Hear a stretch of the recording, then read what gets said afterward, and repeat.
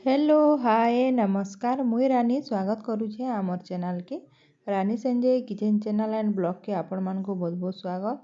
आज मुई क्षीर पोड़ पिठा बनामी तो आसुन इतिलाई काଣା काଣା सामान लागबा देखमा। तो इना गुटे गिना अरुआ चौल नहीं जाइछे। ये अरुआ चौल के 3-4 घंटा लगी बुतरे देमा। तो चाउल के मुई धुई धुआ देछे आउ छाड़ी देमा 3-4 घंटा बुतरीबार लगी। तो यहाँ 3-4 घंटा हो गलान आमर चाउल बुतरीबार। तो इटा के आमे चिकन करी एबे बाटी देमा। तो ग्राइंडर जार नहीं जाइछे तापर एबे बाटी देमा। तो पूरा चिकन करबे तो मैं चिकन कर देनी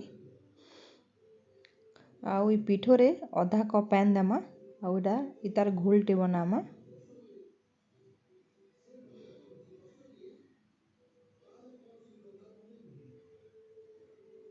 तो एतकिरी पतला करमा बेसी मोटा नहीं कि बेसी पतला नहीं आम एतकिरी एका रखमा।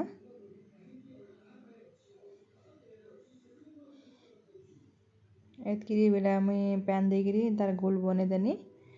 एबे गुटे कड़े नमा आ कड़े रे इरा मुई गुटे लीटर क्षीर बसे देछे गरम हेबार लगी। तो क्षीर के मझिरे मझिरे एंता टिके घाटू थिबे। क्षीर टिके हमर फुटले तापरे आमे देमा नड़िया कोरा। तो यहाँ पिठो बाटी देछे इने इरा इलायची पाउडर आउ इटा गुटे गिना चीनी आउ गुटे गिना नड़िया के छोट छोट करी पतला पतला काटी नहींछे। इने गुटे गिना नड़िया नेमा। तो क्षीरटा भी आमर इरा गरम हो गलान। इने आमे गुटे चामच घी देमा। घी देले जेते बेले आमे पिठो इति घाटमा तले और नी चिपके न। तो गुटे चामच इना घी दे देमा और घी के क्षीर संगे मिसे देमा।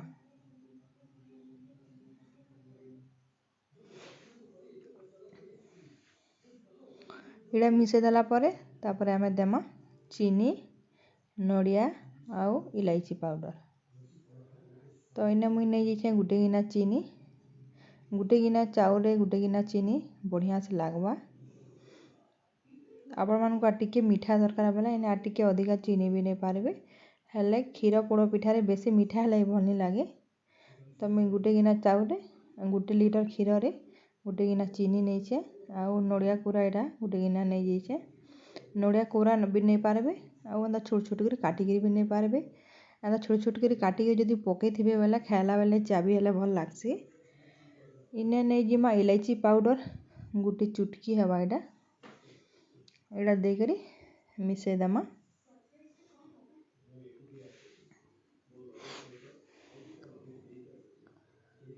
क्षीरटा भी आमर इरा गरम हो गलान। एबे इने गुटे चुटकी नून दे देमा बेसी नहीं दे गुटे चुटकी नून देले आमर पिठाटा भल लागबा। इटा के फिर मिसे देमा आउ गैस के दबे देबे आरु जिन पिठो बाटी थी ना इटा के आस्ते आस्ते दे करी पातिया एंता चलो थिबे नियाले अरुआ चौलटा तले बसी जीवा। अल्प टिके टिके रुकी रुकी करी एंता करी ता घाटू थिबी नियाले एंता ढेणा ढेणा ही आसी। अल्प टिके टिके गुटे धार रे एंता रुकुथिबे आउ ताई पतिया रे एंता चलो थिमा।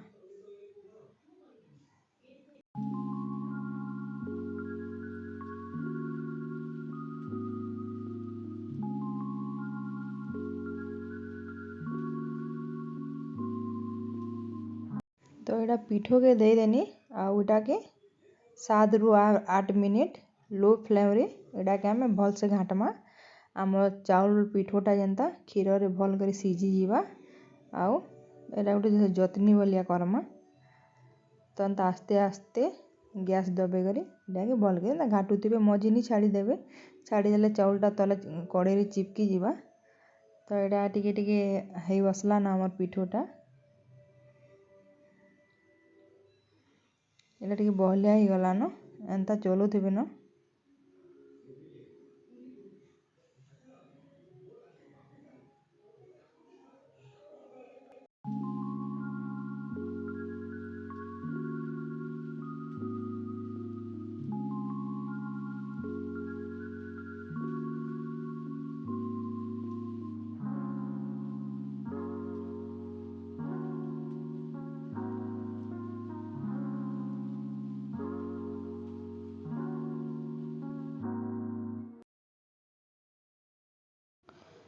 तो यहाँ आमर पिठोटा भी बहलिया हो गलान। एटाके आर गुटे 2 मिनिट आ टिके बहलिया करमा।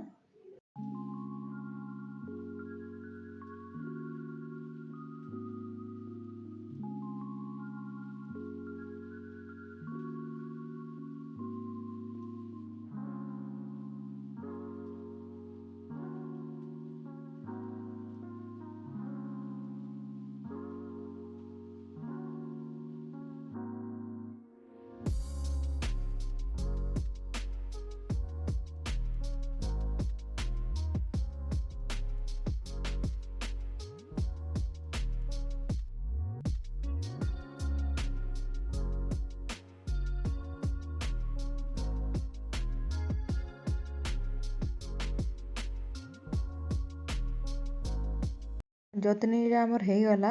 गोटे पैन रे एंता घी गोटे चामच नेमा आ टिके एंता कढ़ाई रे लगे देमा।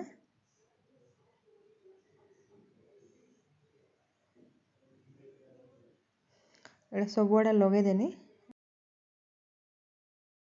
घी लगे देनी आउ एबे आमे आमर जतनी की रुकी देमा एटा के जेन चाउल घाटी थिना।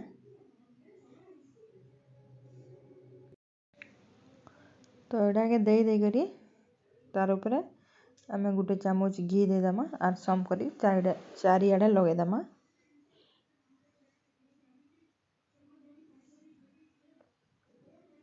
तो सब जतनी के मुझे दे देनी आउ ने तार ऊपर घी गोटे चामच लगे देमा आर सब आड़े एंता टिके समान से लगे देमा।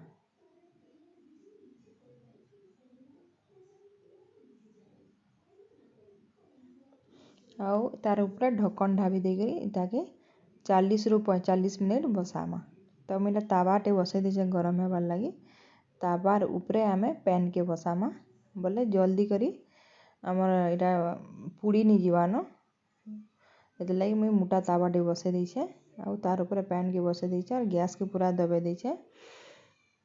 आरो गुटे साइड हेले आरो साइड के फिर उल्टामा। एटा पूरा पिठा टिके टाइम लागसी। तो 40 रु 45 मिनट भितरे एटा भल करी हे जेबा दुई साइड। तो साइड मन एटा टिके हे बसला न एटा गुटे साइड एटा पुल्ला न आरो साइड के तापरे उल्टामा।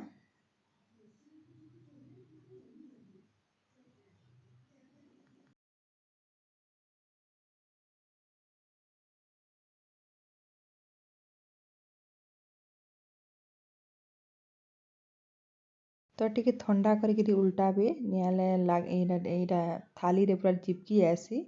तो टिके ठंडा हो गला न थाली रे दे करी एटा के अंदा उल्टे दमा वाला फट से हिटी जीवा। आउ ई साइड तो बढ़िया से पुड़ी गला न आरो साइड के पे घी टिके लगे दे करी फिर पुड़ामा। केते बढ़िया हिचार बहुत भल लागसी एटा। तो ई तार ऊपर फिर तेल टिके घी टिके लगे दमा अंता।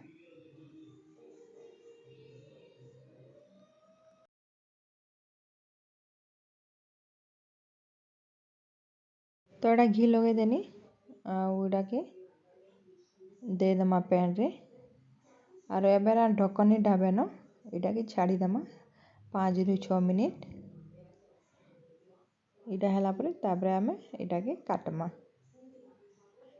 तो 6-7 मिनिट हो गला न गैस बंद कर देनी आउ एटा के ठंडा हवा लगी टिके छाड़ी दमा। एटा के फ्रिज रे रखबे दिने 2 दिन आराम से एटा मजा उठे खाई पारबे। बहुत भल लागसी छुआ बड़ समस्त को भल लागसी। दुई साइड कुरकुरा मझी पूरा नरम।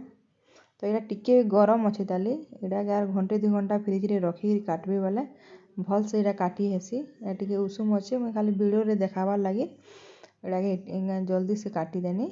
एटा के फ्रिज रे रखबे और काटबे वाला बढ़िया हेसी पूरा पीस पीस हेसी और गरम भी अच्छे ताली केते नरम एटा बहुत भल लागसी। तो आपण माने थरे बनेगिरी खाइबे भल लागले लाइक शेयर सब्सक्राइब भी कर देबे। आ गुटे वीडियो रे आ गुटे रेसिपी नेगिरी आसबे। सेते बेल तक बाय बाय। आ आपण माने थरे बनेगिरी खाइबे।